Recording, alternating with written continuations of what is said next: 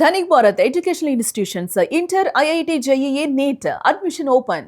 నల్లగండ్లలో కోడికూర చిట్టిగారి ఈ రెస్టారెంట్ పేరు మామూలు పేరు కాదు. హైదరాబాద్ నుంచి అమెరికా దాకా ఈ పేరు మారిపోగింది. కోడికూర చిట్టిగారి అంటే తెలియని వాళ్ళే లేరు. దానికి బ్రాండింగ్ అలా చేశారు, ప్రమోషన్ అలా చేశారు. చాలా గ్రేట్. ఎందుకంటే గుంటూరుకు సంబంధించిన వ్యక్తులు ఏదో వాళ్ళ సక్సెస్ స్టోరీ ఒకసారి చూసినట్టు గుర్తుగా ఉంది. వాళ్ళు ప్రమోషన్ కూడా చేశారు చాలా బాగా. ఆ రెస్టారెంట్ వీడియోలు చూస్తే, ప్రమోషనల్ వీడియోలు చూస్తే అక్కడికి వెళ్ళి తినాలనిపిస్తుంది. కోడికూర, ఆ చికెన్లో వెరైటీలు, చిల్లిగారికి దానికి ఉన్న సంబంధాలు. చిల్లుగారి కోడికూర అనగానే నోరూరిపోద్ది అందరికి చాలామందికి. కానీ వాళ్ళ శుచి శుభ్రత స్థాయి ఏ స్థాయిలో ఉందో తెలుసా? వాళ్ళకి నల్లగండ్లలో నిన్న సైబరాబాద్ మున్సిపల్ కమిషనరేట్ పరిధిలోని ఎవరైతే ఫుడ్ సేఫ్టీ అధికారులు వెళ్ళి ఎంక్వైరీ చేసి ఏం బయటపడేదంటే, గోబీలో పురుగులు, బూజు స్పష్టంగా కనిపిస్తున్నాయి. మీరు స్క్రీన్ పైన ఉన్న ఫోటోలో చూడొచ్చు. ఇది మున్సిపల్ అధికారులు తమ మొబైల్ ఫోన్తో తీసిన ఫోటో. అక్కడ గోబీ ఉంది కదా, గోబీలో పురుగులు కనిపిస్తున్నాయి, నల్లగా బూజు కనిపిస్తుంది. కోడికూర చిట్టిగారెలో ఉన్న గోబీలో కనిపిస్తున్న బూజును మీరు చూస్తున్నారు. పచ్చి చికెన్, అట్లాగే డెజర్ట్లు మరియు మామిడి గుజ్జు సరైన లేబుల్స్ లేకుండా స్వీకరించబడ్డాయి. చికెన్ ఎప్పుడు కొన్నారు, ఎక్కడ కొన్నారు, అది తీసుకొచ్చి ఎక్కడ సేవ్ చేస్తున్నారు, ఈ వివరాలు ఏమీ లేవంట. డెజర్ట్లు కూడా అంతేనంట. అవి ఎప్పుడు తీసుకొచ్చారు, వాటి కాలపరిమితి ఎంత, ఎప్పటి వరకు వాటిని తినొచ్చు, ఎప్పుడు తినకూడదు అనే విషయాల్ని ఎటువంటి రికార్డులు లేకుండానే మెయింటైన్ చేస్తున్నారు. అంటే దానికి ఒక పద్ధతి ఏమీ లేదు. సరైన లేబుల్స్ లేవు. మామిడి గుజ్జు విషయంలో కూడా అంతే. లేబుల్ లేని వస్తువులు అక్కడికక్కడే పారేశారు. చూడండి, గుర్తుపెట్టుకోండి. ఆ లేబుల్ లేని వస్తువులను మనకు వండి పెడుతున్నారని చెప్పేసి ఫుడ్ సేఫ్టీ అధికారులే ఆ రెస్టారెంట్ పైన రైడ్ చేసినప్పుడు ఆ చికెన్ని, మామిడి గుజ్జుని, అట్లాగే ఆ డెజర్ట్లని తీసి బయటపడేశారు. ఆ ఫోటోలు కూడా వాళ్ళు మనకు చూపిస్తున్నారు చాలా స్పష్టంగా. వాళ్ళ మొబైల్ ఫోన్తో తీసిన ఫోటోలే. వంటకు ఉపయోగించిన నీటిని పరీక్ష నివేదికలు అందుబాటులో లేవు.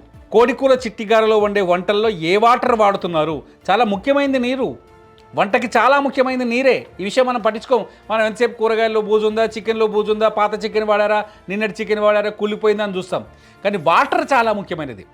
ఏ నీళ్లు వాడుతున్నారో కోడికూర చిట్టిగారిలో వంటలో నిజాంపేటలో ఎవరికీ చెప్పట్లేదు. అక్కడ ఎటువంటి రికార్డు లేదు. ఆ నీటి పరిశుభ్రతకు సంబంధించిన విషయాలు ఏవి పేర్కొనలేదు. చిల్లర్ ఓవర్లోడ్ అయినట్లు కనుగొనబడింది. దీనివల్ల సరైన శీతలీకరణకు ఆటంకం కలుగుతుంది. చిల్లర్ అంటే చికెన్ని సేవ్ చేస్తారు కదా, ఆ చిల్లర్ ఓవర్లోడ్ ఉందంట. నిండా నింపేశారట చికెన్ని, ఇతర పదార్థాలని, కూల్ చేసిన పదార్థాలని. సో ఆ ఓవర్లోడ్ వల్ల సరైన శీతలీకరణ జరగకపోవడం వల్ల అవి కుళ్ళిపోయే ప్రమాదం ఉందని హెచ్చరికలు జారీ చేశారు. కోడికూర చిట్టిగారి వాళ్ళకు సూచనలు కూడా జారీ చేశారు. ఇద్దరు ఆహార నిర్వాహకులకు గోళ్లు కత్తిరించకుండా ఉన్నట్లు కనుగొనబడింది. కిచెన్ మెయింటైన్ చేసే వాళ్ళకు గోళ్లు పెరిగిపోయినాయట. సో గోళ్లు పెరిగిపోవడం వల్ల గోళ్లలో ఖచ్చితంగా దుమ్ము, ధూళి చేరే అవకాశం ఉందనే విషయాన్ని చాలా స్పష్టంగా వాళ్ళు రాస్తున్నారు. గ్రైండింగ్ ఏరియా అలాగే సీలింగ్పై దుమ్ము పెరిగిపోయి కనిపించింది. చిట్టిగారి అంటే ఖచ్చితంగా పిండి రుబ్బాలి కదా. ఆ పిండి రుబ్బే ప్రాంతంలో ఏం కనిపిస్తుంది? దుమ్ము పెరిగిపోయి కనిపిస్తుంది. ఆ దుమ్ము అంటే ఏముంటాయి? మళ్ళీ పురుగులు వస్తాయి, చిన్న చిన్న పురుగులు వస్తాయి, దొడ్డు పురుగులు వస్తాయి, ఆ సాలిడుగులు వస్తుంటాయి. ఈ దుమ్ములోనే దాన్ని మళ్ళీ రుబ్బి మనకి చిటిగారలు చేసి అమ్ముతున్నారు. డ్రైన్ ప్రాంతాలలో ఆహార వ్యర్థాలు తొలగించకుండా వదిలివేయబడ్డాయి. ఆ వాటర్ బయటికి అవుట్, కిచెన్లోంచి డ్రైనేజీ ఉంటుంది కదా, అక్కడ ఫుడ్ అట్లే పడేస్తున్నారంట. పాత ఫుడ్, కొత్త ఫుడ్ అంతా, అంటే తీసుకొచ్చిన ప్లేట్లు కావచ్చు, తినంగా మిగిలిన ప్లేట్లు ఉంటాయి కదా, వాటిని శుభ్రం చేసే విషయంలో అసలు జాగ్రత్తలే పాటించట్లేదు. తీసుకొచ్చి డ్రైనేజీలో అక్కడ వదిలేసి కనిపించాయి. చాలా స్పష్టంగా చెప్తున్నారు. వైద్య ఫిట్నెస్ రికార్డులు వెళ్దాక చెప్పాను, ఇంకో వేరే వీడియోలో చెప్పాను. వంట వాళ్ళకి ఖచ్చితంగా ఫిట్నెస్ రికార్డులు కావాలని చెప్తున్నారు వాళ్ళు. ప్యాకేజింగ్ మెటీరియల్ పరీక్ష నివేదికలు అందుబాటులో లేవు. ఏదైనా ప్యాక్ చేసిన మెటీరియల్ ఉంటుంది కదా, వాటి ఎంతవరకు టెస్టులు చేశారు, వాటి కథ ఏందనే విషయాలపైన ఎటువంటి రికార్డులు లేవు. జిడ్డుగా ఉన్న వంటగది సీలింగ్ను వెంటనే శుభ్రపరచాల్సిన అవసరం ఉంది. వంటగది సీలింగ్ అంటే చాలా జిడ్డుగా ఉందంట. కోడికూర చిట్టిగారే రెస్టారెంట్ బ్రాండ్ ఏంటి? KFCతో పోటీపడ్డ బ్రాండ్ అది. అటువంటి వాళ్ళు కూడా కిచెన్ని నీట్గా చేయకపోతే మాలాంటి వారి ఆరోగ్యాల పరిస్థితి ఏంది? మీ దగ్గరకు వస్తే మంచి ఆయిల్ దొరుకుతుందని, కిచెన్ని నీట్గా మెయింటైన్ చేస్తారని, పిండిని జాగ్రత్తగా రుబ్బుతారని, చికెన్ని ఫ్రెష్ చికెన్తోనే వంటలు చేస్తారని నమ్ముతాం కదా.